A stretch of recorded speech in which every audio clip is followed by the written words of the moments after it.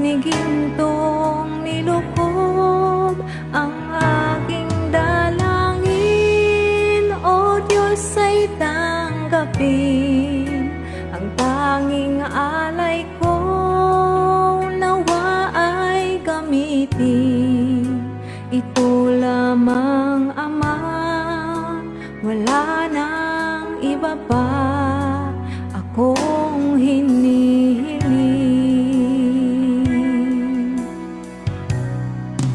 Di ko akalain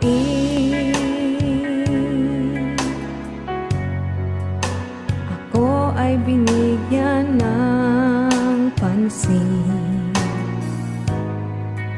Ang taong tulad ko'y